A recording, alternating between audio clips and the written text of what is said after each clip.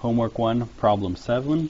Find the electric field above the center of a hoop of charge, where the charge density will be given by lambda. To do this, we simply need to use the integrated form of Coulomb's law. That is given as the electric field is function of r, is 1 over 4 pi epsilon naught integral dl of lambda over script r squared script r hat. For our system, the script r is going to be this thing right here, pointing from each little element, length element of this hoop to our point of interest.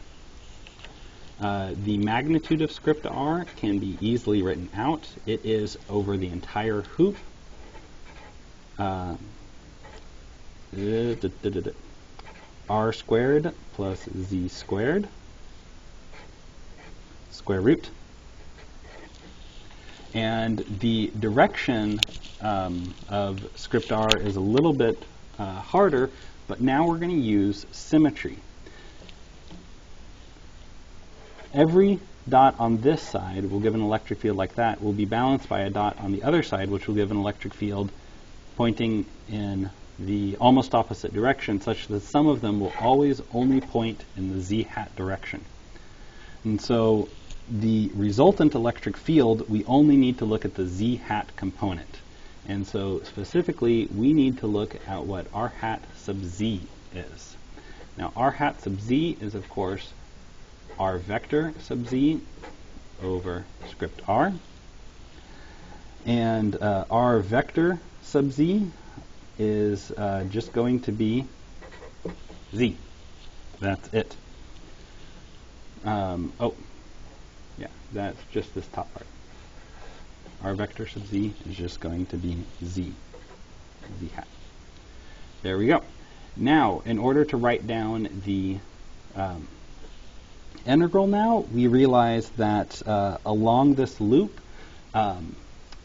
nothing is changing on any part of this integral, so I can just give the length of the loop. And so the electric field as a function of r is going to be 1 over 4 pi epsilon naught, then the length of the loop, 2 pi r, lambda over, now we have r squared plus z squared, 1 half to the 2 halves, right? Squared there, 1 half there. And then we have this r hat, which is z over r squared plus z squared to the 1 half.